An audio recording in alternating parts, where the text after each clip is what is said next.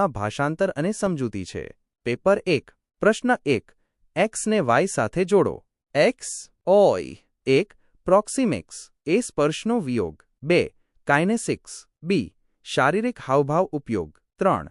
Haptics. C. અંતરના ઉપયોગ. A. 1C 2B 3A B 1A 2B 3A C C 1B 2A 3 C D 1C 2A 3B.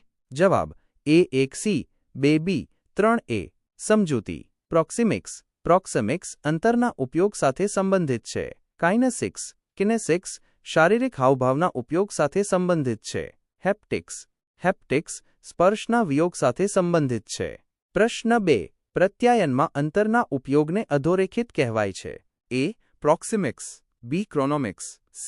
Paralanguage. D. Haptics. જવાબ A. પ્રોક્સિમિક્સ. સમજૂતી. પ્રત્યાયનમાં અંતરના ઉપયોગને પ્રોક્સિમિક્સ કહેવાય છે. પ્રશ્ન 3. શબ્દનો અર્થાંક અર્થમાં. A. વ્યક્તિગત અર્થ. B. વિરુદ્ધાર્થ. C.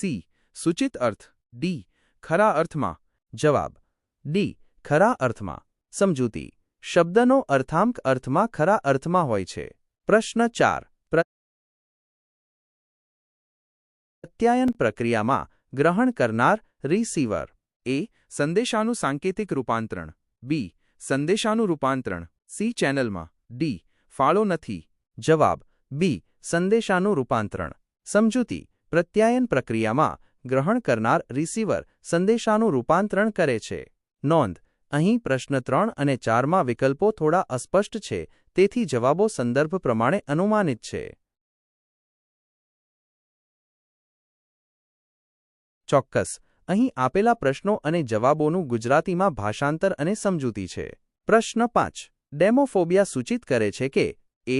મૃત્યુનો ભય. B. ભીડનો ભય. C. બોલવાનો ભય. D. નિષ્ફળ થવાનો ભય. જવાબ B. ભીડનો ભય.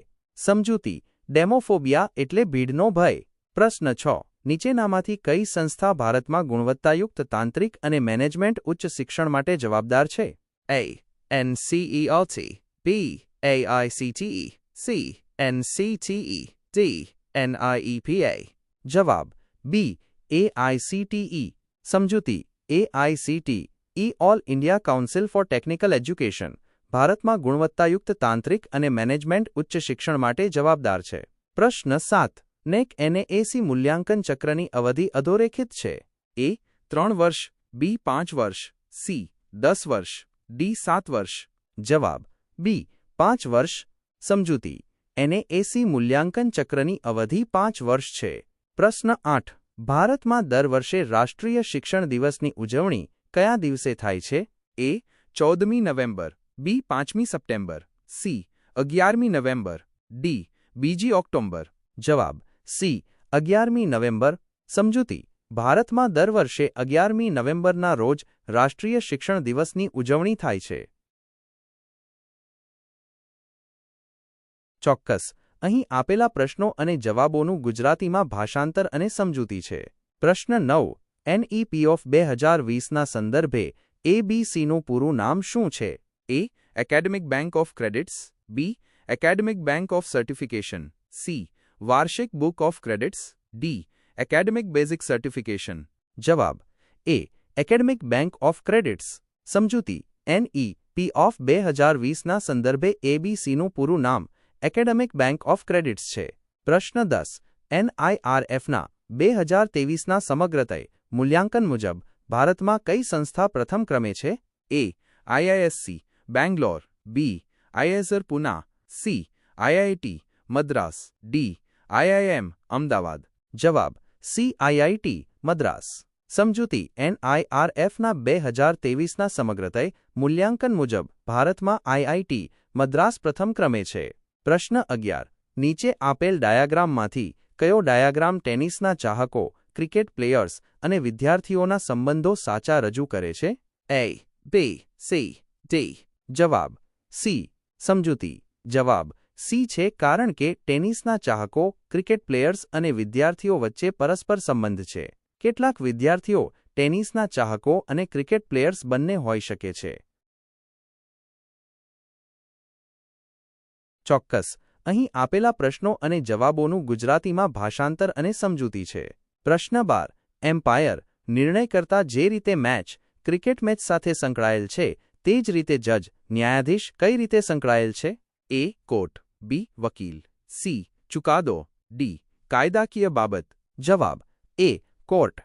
સમજૂતી જે રીતે એમ્પાયર મેચનું સંચાલન કરે છે તે જ રીતે જજ કોર્ટમાં ન્યાય આપે છે. પ્રશ્ન 13.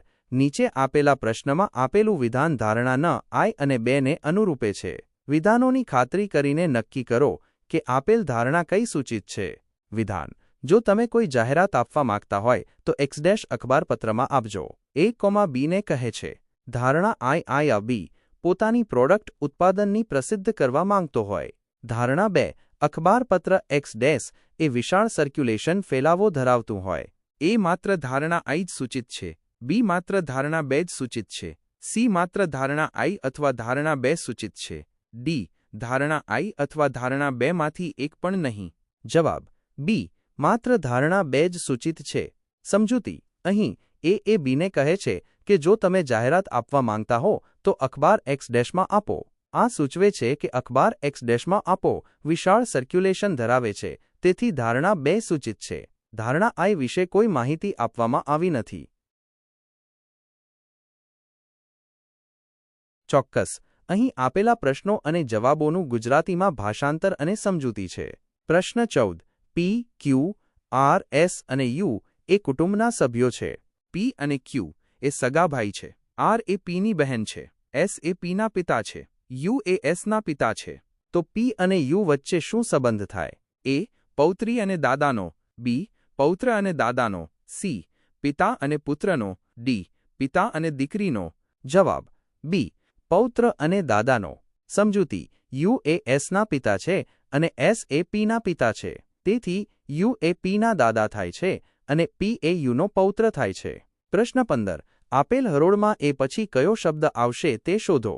A7T, E12Q, I19L, A, M2, 8E, B, M2, 5E, C, M2, 4C, D, M2, 9E.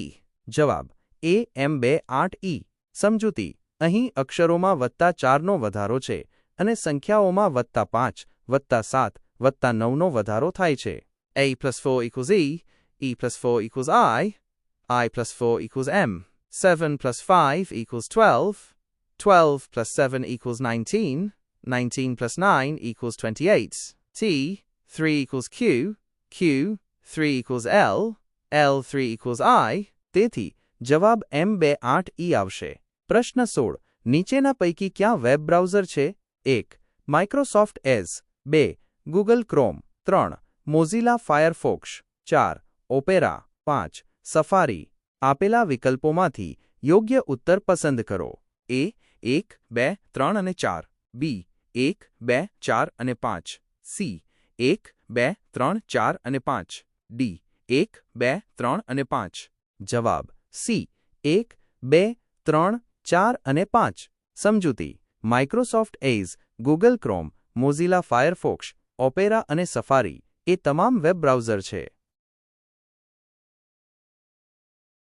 ચોક્કસ. અહીં આપેલા પ્રશ્નો અને જવાબોનું ગુજરાતીમાં ભાષાંતર અને સમજૂતી છે. પ્રશ્ન 17. નીચેના પૈકી કયા દૃશ્ય અને શ્રાવ્ય અધિવેશન કોન્ફરન્સિંગમાં વપરાય છે? 1. Google Meet. 2. Microsoft Team. 3. Cisco Webex. 4. Skype. 5. Zoom meeting. આપેલા વિકલ્પોમાંથી યોગ્ય ઉત્તર પસંદ કરો. A. 1, 2, 3 અને 5. B. 1, 2, 4 અને 5. C. 1, 3, 4 અને 5. D. 1, 2, 3, 4 અને 5. જવાબ D. 1, 2, 3, 4 અને 5. સમજૂતી Google Meet, Microsoft Team, Cisco Webex, Skype અને ઝૂમ મીટિંગ એ તમામ દૃશ્ય અને શ્રાવ્ય અધિવેશન કોન્ફરન્સિંગમાં વપરાય છે. પ્રશ્ન 18. વેબસાઇટના પ્રથમ પાનાને અધોરેખિત કહે છે. A. મુખ્ય પાનું. B. ગૃહ પાનું. C. આગળનું પાનું. D. ખુલ્લું પાનું. જવાબ B. ગૃહ પાનું. સમજૂતી વેબસાઇટના પ્રથમ પાનાને ગૃહ પાનું હોમ પેજ કહે છે. ચોક્કસ. અહીં આપેલા પ્રશ્નો અને જવાબોનું ગુજરાતીમાં ભાષાંતર અને સમજૂતી છે. પ્રશ્ન 19. નીચે બે વિધાનો આપેલા છે. વિધાન આઈ. સ્વયં. સ્વયં એ study web of active learning for young aspiring માઇન્ડનું ટૂંકું રૂપ છે. વિધાન 2. સ્વયં. સ્વયં પોર્ટલ પર ઉપલબ્ધ બધા જ મૂક MOOCs ક્રેડિટ બેઝડ મૂક MOOC છે. ઉપરોક્ત વિધાનોના સંદર્ભે નીચે આપેલા વિકલ્પોમાંથી યોગ્ય ઉત્તર પસંદ કરો. એ. બંને વિધાન આઈ અને વિધાન 2 સાચા છે. બી. બંને વિધાન આઈ અને વિધાન 2 ખોટા છે. સી. વિધાન આઈ સાચું છે, પરંતુ વિધાન 2 ખોટું છે. ડી. વિધાન આઈ ખોટું છે, પરંતુ વિધાન 2 સાચું છે. જવાબ. સી. વિધાન આઈ સાચું છે, પરંતુ વિધાન 2 ખોટું છે. સમજૂતી. સ્વયં. સ્વ એ study web of active learning for young aspiring માઇન્ડનું ટૂંકું રૂપ છે. સ્વયં. સ્વ સેકન્ડ રાજવો અને આગળના કેમેરા વડે બધા જ મૂક MOOCs ક્રેડિટ બેઝડ મૂક MOOC નથી. પ્રશ્ન 20. નીચે બે વિધાનો આપેલા છે. એકને વિધાન એ અને બીજાને કારણ આર તરીકે નામાભિધાન કરેલું છે. વિધાન એ. રાઉટરને ઇનપુટ અને આઉટપુટ ઉપકરણ કહી શકાય. કારણ આર રાઉટર એ એક જ સમયે માહિતી મોકલી શકે છે અને માહિતી પ્રાપ્ત કરી શકે છે. ઉપરોક્ત વિધાનોના સંદર્ભે નીચે આપેલા વિકલ્પોમાંથી યોગ્ય ઉત્તર પસંદ કરો. એ. બંને એ અને આર સાચા છે અને આર એ એનું યોગ્ય સ્પષ્ટીકરણ છે. બી. બંને એ અને આર સાચા છે, પરંતુ આર એ એનું યોગ્ય સ્પષ્ટીકરણ નથી. સી. એ સાચું છે, પરંતુ આર ખોટું છે. ડી. એ ખોટું છે, પરંતુ આર સાચું છે. જવાબ. ડી. એ ખોટું છે, પરંતુ આર સાચું છે. સમજૂતી.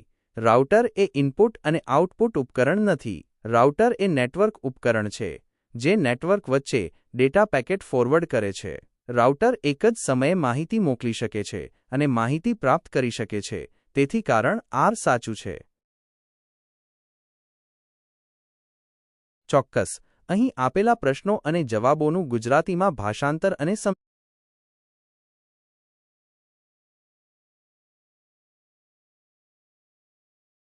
ચોક્કસ. અહીં આપેલા પ્રશ્નો અને જવાબોનું ગુજરાતીમાં ભાષાંતર અને સમજૂતી છે. પ્રશ્ન 21. ઉચ્ચ શિક્ષણમાં શિક્ષણનો અભિગમ ટાળવો જોઈએ. એ વર્ગમાં તબક્કાવાર દરેક વિષયવસ્તુને આવરી લે છે. બી. માર્ગદર્શિત શિક્ષણ અને સ્વશિક્ષણ. સી. શીખનારને પ્રોત્સાહિત કરવા, સ્વશિક્ષણનો ઉપયોગ અને મુશ્કેલ વિષયવસ્તુ પર પ્રવચનો. ડી. ડિજિટલ પ્લેટફોર્મ આધારિત શિક્ષણ સાથે સ્વશિક્ષણનું સંયોજન. જવાબ. સી. શીખનારને પ્રોત્સાહિત કરવા, સ્વશિક્ષણનો ઉપયોગ અને મુશ્કેલ વિષયવસ્તુ પર પ્રવચનો. સમજૂતી. ઉચ્ચ શિક્ષણમાં શીખનારને પ્રોત્સાહિત કરવા, સ્વશિક્ષણનો ઉપયોગ અને મુશ્કેલ વિષયવસ્તુ પર પ્રવચનો ટાળવા જોઈએ. પ્રશ્ન 22. શિક્ષણની ચર્ચા પદ્ધતિમાં કયા પ્રકારના પ્રશ્નોની ભૂમિકા મર્યાદિત હોય છે? એ. ઉચ્ચ ઓર્ડર પ્રશ્નો. બી. હાના પ્રકારના પ્રશ્નો. સી. અનુમાનિત મુદ્દા સંબંધિત પ્રશ્નો. ડી. જટિલ જાગૃતિ સંબંધિત પ્રશ્નો. જવાબ. બી. હાના પ્રકારના પ્રશ્નો. સમજૂતી. શિક્ષણની ચર્ચા પદ્ધતિમાં હાના પ્રકારના પ્રશ્નોની ભૂમિકા મર્યાદિત હોય છે, કારણ કે તેઓ વિચારણા અને ચર્ચાને પ્રોત્સાહન આપતા નથી. પ્રશ્ન 23. નીચેનામાંથી કયો સમૂહ શિક્ષણનો છે? એ. સૂચના, વૈજ્ઞાનિક તપાસ, કેસ સ્ટડી, મંથન. બી. ઉપદેશ, કેસ સ્ટડી, મંથન અને મનમાં ઠસાવવાની ક્રિયા. સી. મંથન, ઉપદેશ, સરમોન, સૂચના. ડી. ટ્યુટોરિયલ, કેસ સ્ટડી, મંથન, મનમાં ઠસાવવાની ક્રિયા. જવાબ. એ. સૂચના, વૈજ્ઞાનિક તપાસ, કેસ સ્ટડી, મંથન. સમજૂતી. સૂચના, વૈજ્ઞાનિક તપાસ, કેસ સ્ટડી અને મંથન એ તમામ શિક્ષણના સમૂહ છે. નોંધ.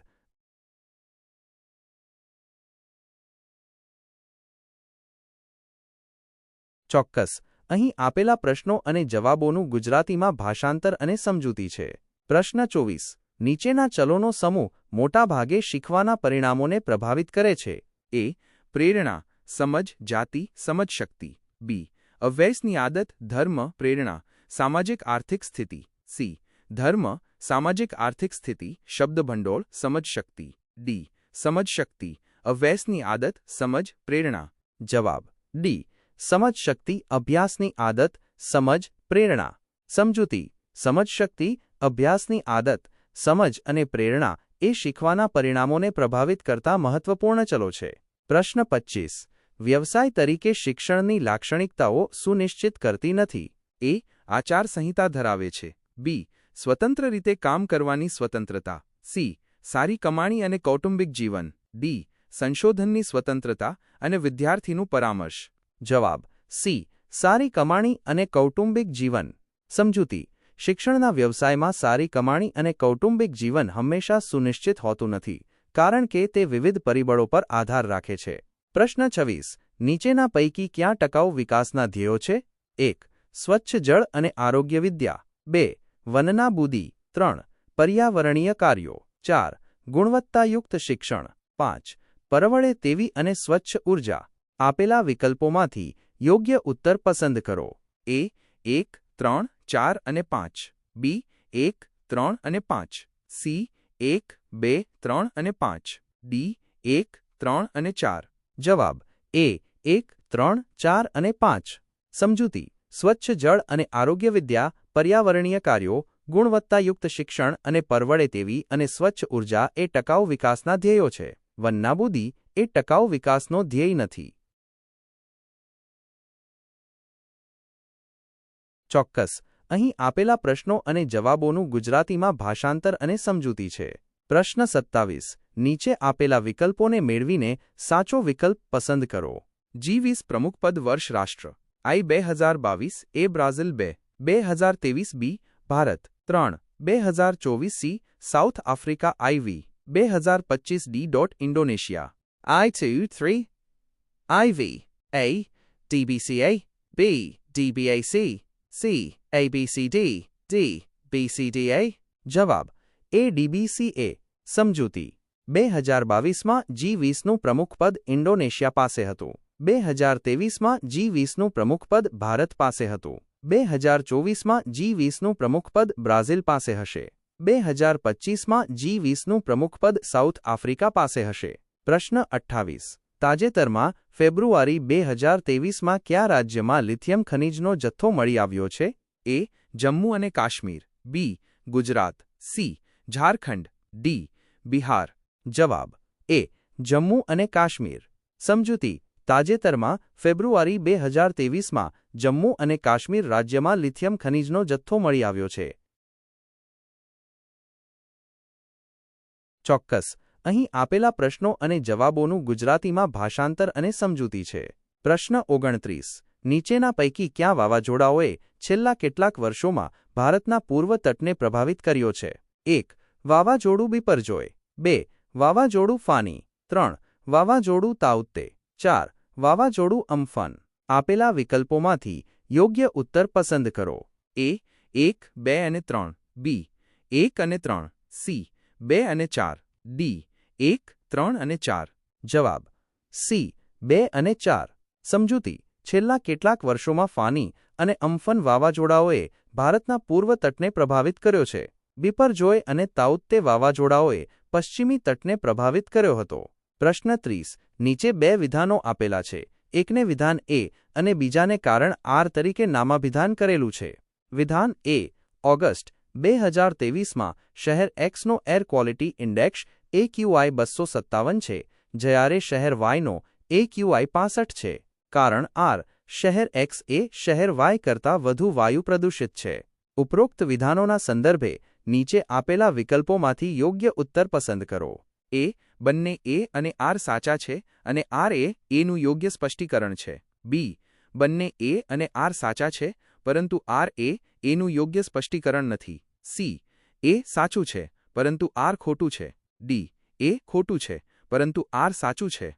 જવાબ એ. બંને એ અને આર સાચા છે અને આર એ એનું યોગ્ય સ્પષ્ટીકરણ છે.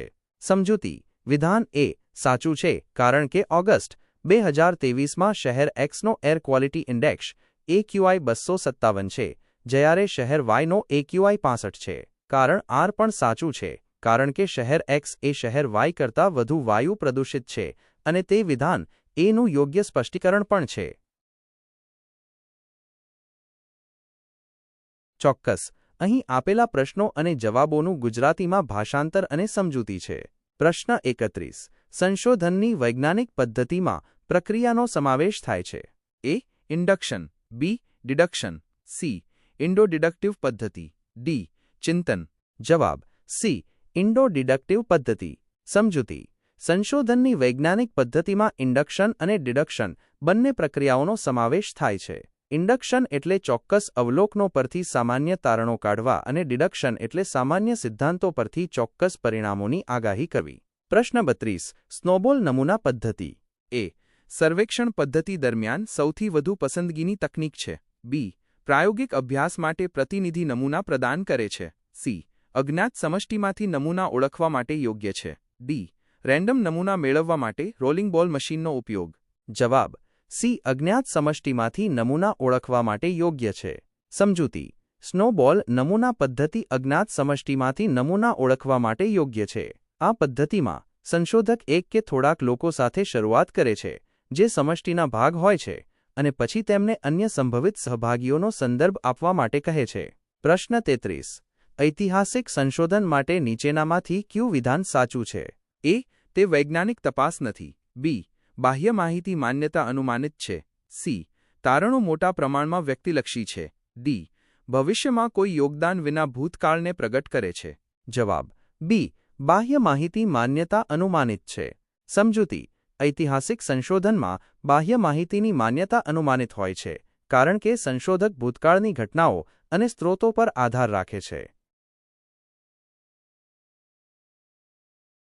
ચોક્કસ. અહીં આપેલા પ્રશ્નો અને જવાબોનું ગુજરાતીમાં ભાષાંતર અને સમજૂતી છે. પ્રશ્ન 34. નીચેનામાંથી કયો અલગ ચલ છે? એ. માણસનો બુદ્ધિઆંક. બી. માણસની ઊંચાઈ. સી. માણસોની સંખ્યા. ડી. માણસોનું વજન. જવાબ. સી. માણસોની સંખ્યા. સમજૂતી. ઊંચાઈ અને વજન એ ગુણાત્મક ચલો છે જ્યારે માણસોની સંખ્યા એ સંખ્યાત્મક ચલ છે. પ્રશ્ન 35. સ્વયંપ્રભા માટે નીચેનામાંથી કયું વિધાન સાચું છે? એ. તે મૂક MOOC છે અને વિશ્વવિદ્યાલય દ્વારા ક્રેડિટ પ્રાપ્તિ માટે પ્રમાણિત છે. બી. તે ડાયરેક્ટ ટુ હોમ અંતર્ગત શૈક્ષણિક કાર્યક્રમો છે. સી. કાર્યક્રમોને જોવા માટે ચૂકવણું કરવું પડે છે. ડી. તે પહેલીબાર ધોરણના અભ્યાસક્રમો પર ધ્યાન આપે છે. જવાબ. બી. તે ડાયરેક્ટ ટુ હોમ અંતર્ગત શૈક્ષણિક કાર્યક્રમો છે. સમજૂતી. સ્વયંપ્રભા DTH ડાયરેક્ટ ટુ હોમ ચેનલોનું એક જૂથ છે જે 24x7 ધોરણે ઉચ્ચ ગુણવત્તાવાળા શૈક્ષણિક કાર્યક્રમોનું પ્રસારણ કરે છે.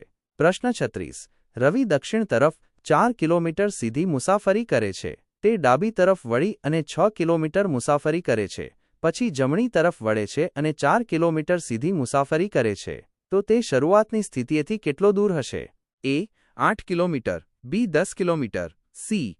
12 કિલોમીટર. ડી. 15 કિલોમીટર. જવાબ.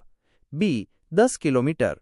સમજૂતી. રવિ દક્ષિણ તરફ 4 કિલોમીટર જાય છે, પછી ડાબી તરફ 6 કિલોમીટર જાય છે અને પછી જમણી તરફ 4 કિલોમીટર જાય છે.